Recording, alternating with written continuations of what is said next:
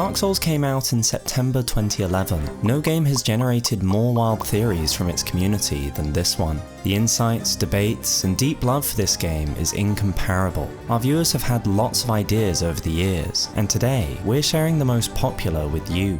In our video on Smough, we talked about the smooth cannibal and his horrific eating habits, and showcased his bizarre appearance. His eyes aren't where they seem, his armor and weapon are modelled on a flower yet to bloom, and his massive round shape is an illusion. And the most popular topic of all is this last one, his physique. Yargum puts it simply, the idea that Smough is actually ripped under his fat armor is one of my favourite details about him. We all love that Smough is a walking Kinder Egg, but his physique is also important to the lore. This is because of his weapon and armor description, his great size, and his name being similar to Goth. These things together means one theory keeps coming up. It's put well by Mike Watkinson, who said, "I thought the line, 'he ground the bones of his victims into his own feed,' was a reference to Jack and the Beanstalk, where the giant says, 'Be he alive or be he dead, I'll grind his bones to make my bread.' So I thought, Smough is a giant."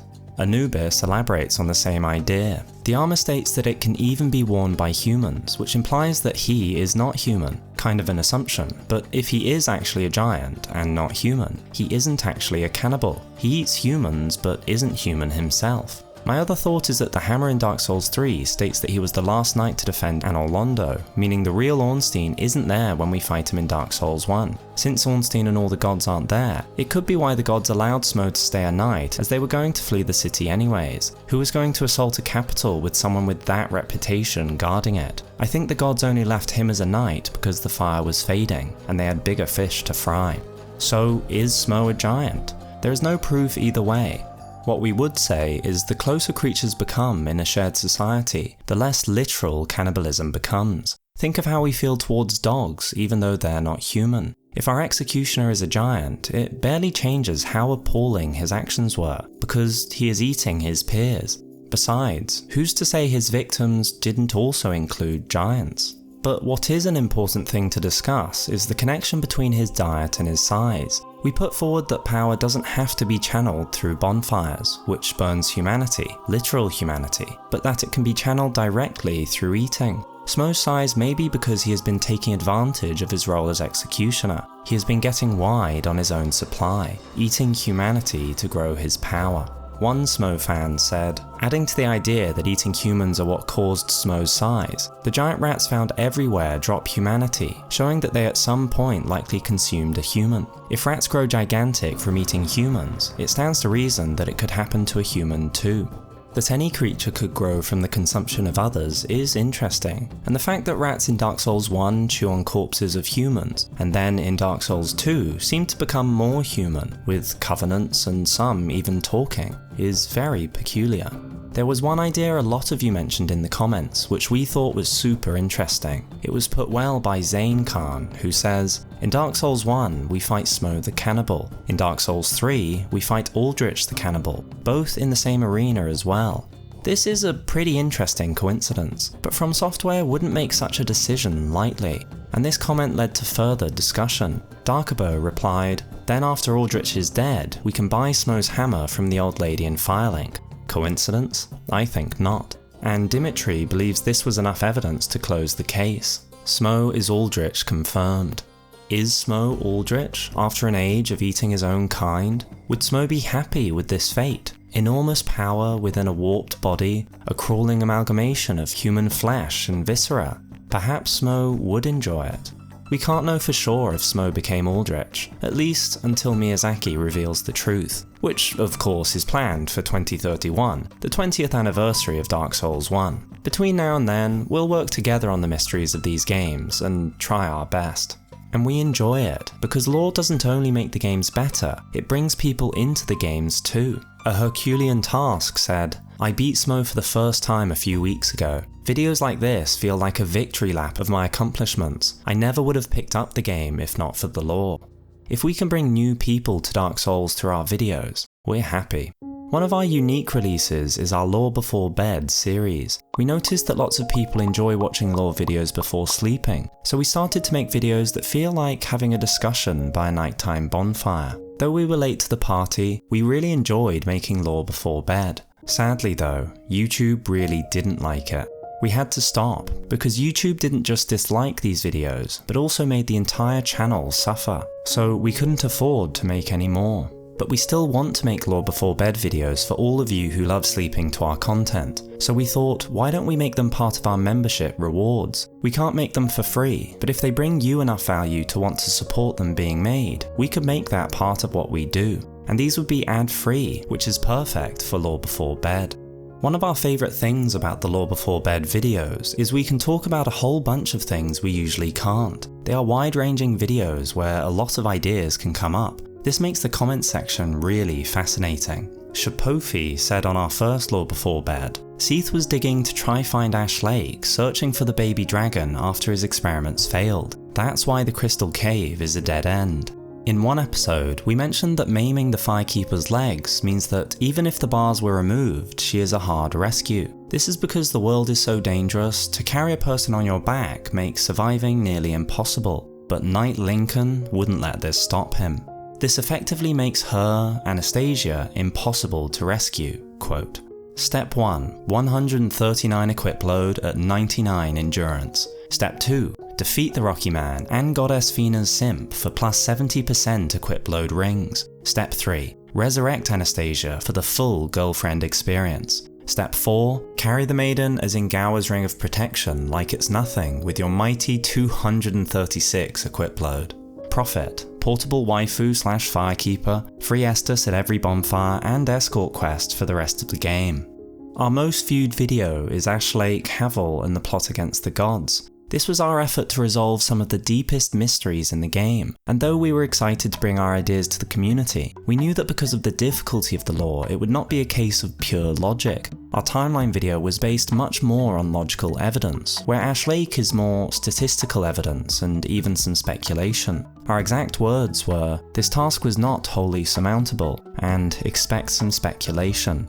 Boy oh boy was this warning forgotten by some of the commenters, who thought the video claimed to know what was in Miyazaki's canon Bible he keeps under his pillow at night. Nonetheless, this video style brought a lot of fantastic comments, so here are some of the best. Smough comes up in the Ash Lake videos comment section a lot. He isn't so important in the plot against the gods, but his armour was a key to the lore. It is made by the same blacksmiths that made Gwyn's and other gods' armour, and the giant god blacksmith is very important to this video. So Joster said about this armour, I think Smough's armour is Miyazaki's favourite because it's one of his jokes. You know how the elevator in Blighttown is massive, but it's powered by just a dog in a wheel? Or in Sen's Funhouse, when you're going through you might think, man, this rolling balls mechanism is a pain. Then you get to the control lever and it's full of cogs turning, making you think that it's complicated machinery. Then you see at the top and it's just a giant throwing the ball down. So there is concept art of Smough's armour, and in one of the pictures he is super buff and jacked inside his armour, and not fat at all. In fact, Siegmeyer is like that. He's not fat, it's just the armour that makes it look like that. So I guess that's why Smough's armour is Miyazaki's favourite, cause he just giggles at the fact that the armour looks like a fat guy, but inside is a super buff man. One idea we mentioned was the logic about the blacksmith god and his trainees. I've watched this video more times than I can count in 3 years. It seems every time I watch it, something else clicks in my head. Here's one I literally thought of now. Idas is proposed to be a disciple or direct student of the nameless blacksmith deity. Later in the video, Hawkshaw says that the crystal ember, which Idas is using to create weapons for Seath, is only usable by the giant god's blacksmiths. Hawkshaw goes on to say that clearly this means that the nameless blacksmith deity is a giant, but it also points out that the whole reason that Idas can use the crystal ember is because he was trained by the nameless blacksmith deity. Another compelling reason why Seath has to use Idas with mind-controlling crystals and can't just kill him like other rebels have been killed. It feels great that the sometimes complex threads of ideas are appreciated. Some people have useful additions to our videos, and we really welcome them. We try to notice as much as we can, but we can't notice everything. If we all share what we notice and thread it together, we can understand the lore more fully. Games MB gave us some nice observations and ideas. Maybe to add to this great video, dragon scales only work for their owner, hence Seath's cry of agony. We also presented this idea in our Seath video, so if you thought of it independently, that's great news, because if we both spotted something, it's more likely it's true. you can trace the gaping dragon's nest through bent iron bars to the Blighttown Swamp bonfire. The effigy shield shows a head that fits on a Titanite demon and has fangs like the Ash Lake skull. Pretty interesting. We mentioned that the pole the Titanite demons use could almost be a blacksmith's tool, so it's an interesting thought that the missing head could look like the nameless blacksmith deity.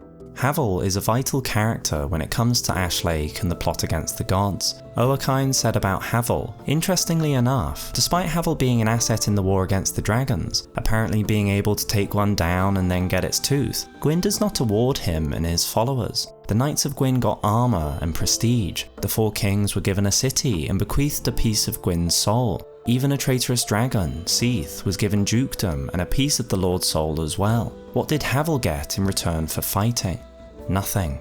This could be one of the driving reasons for his hatred towards Seath, his link to the god conspiracy, as well as the Way of White migrating away from Gwyn and the Lords and seeking more heretical sources of power, undeath, the Rite of Kindling from Nito, cracked red-eye orbs. This has some really great observations. We want to believe Havel wouldn't be too envious of Seath. He doesn't seem like an envious person, but maybe this frustration started Havel on the path of questioning the gods, eventually leading to his rebellion. He isn't alone in turning away from the gods. Another character is very similar, and both of them have a relationship with dragons. We're talking about the Nameless King.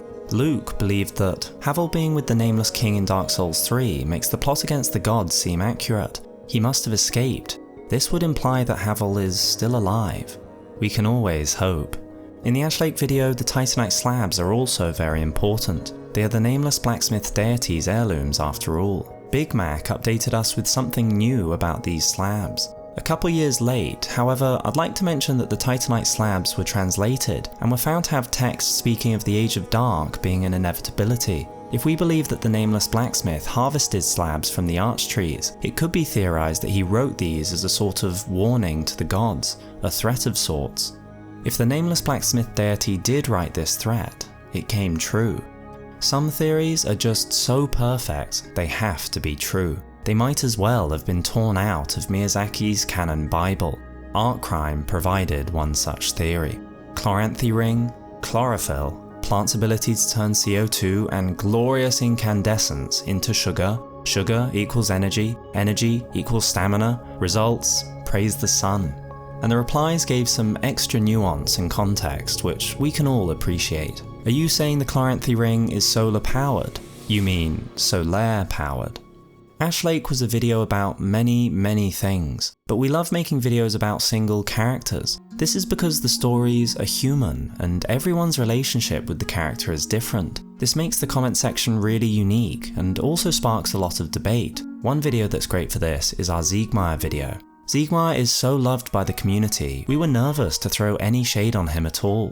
We also love him, but we felt that for 10 years the community had seen him through rose-tinted glasses. One commenter on the video gave us an idea for the title, which we have since updated. Cameron said, "Him sitting at the gate waiting has strong Winnie the Pooh vibes. Oh bother, a wall. I guess I'll sit here and think. And this is exactly what we say Siegmeyer does in our video. Sit and think until someone else sorts out the problem for him. And this behaviour is a tragedy because he procrastinates opportunities away. Many felt this idea made sense. Haru Spicy took this further, saying, also importantly, after you save him in Anolondo and talk to him again in Firelink, he says, I'll be heading down below shortly. There wasn't anything worthwhile up above. How could such a pious and jolly knight regard the image of the goddess Guinevere as nothing worthwhile? Because he never saw her. He gave up at Ornstein and Smough and turned back. Someone 50 and Ivan thought of a good addition to fit Siegmeyer's backseat approach. Someone has to make a mod where you can summon Siegmeyer as a phantom and then he just sits there in front of the fog gate and waits for you to beat the boss alone. Ivan thought of a way to improve Izalith and the worst boss fight in the game. Having Siegmeyer be summonable for the Bed of Chaos fight and just get in your way would have been cruelly hilarious. And some of you took our theory in a really balanced light, trying to understand Siegmeyer as best as possible, and Riphook said, I always saw Siegmeyer as the guy who aspired to be more than he could handle. He seemed to be that guy who spends his life savings to try and fulfill his dream, even when his family tries to tell him it isn't realistic. but he just doesn't have the capability to make it come true. He seemed a good man whose head was in the clouds, ignoring how his choices have hurt those around him. Of course, with so much love for Siegmeyer, many came out in his defense. Some great theories were put forward to answer why Siegmeyer might behave this way. Cornix commented, "I genuinely believe that Siegward and Siegmeyer are narcoleptics, which is cool because it's played for laughs and doesn't explicitly get mentioned. It would probably be viewed more like a curse than a disease. It makes their accomplishments in climbing and combat feel more epic, knowing they have to deal with chronic fatigue and tiredness. Many narcoleptics try to manage the illness by taking frequent naps."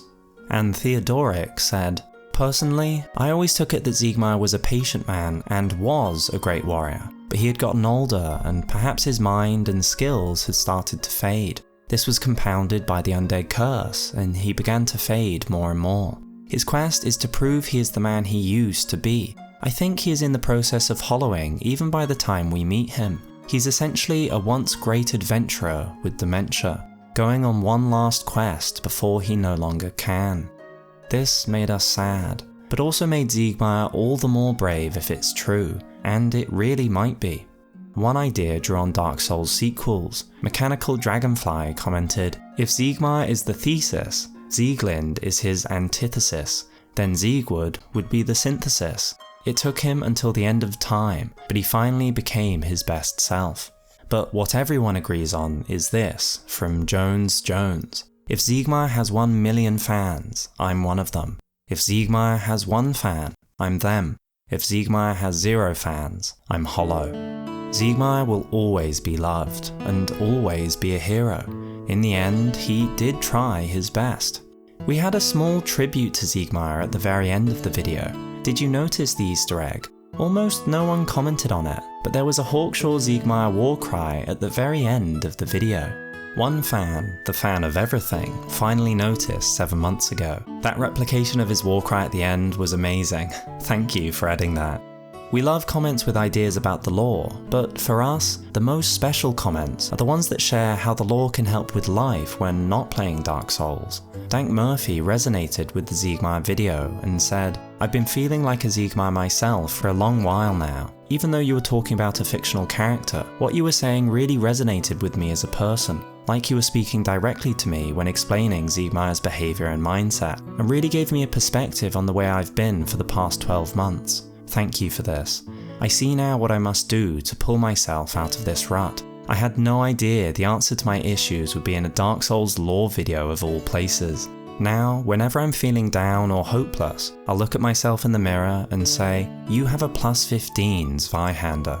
Kyle Chirpy said, "I always saw myself as Siegmeyer. I always felt like a bit of an adventurer, but especially with where I am and with how life has been lately, I never noticed that I've been acting like Siegmeyer, waiting for life to work itself out while doing nothing. This video is an honest wake-up call. Thank you."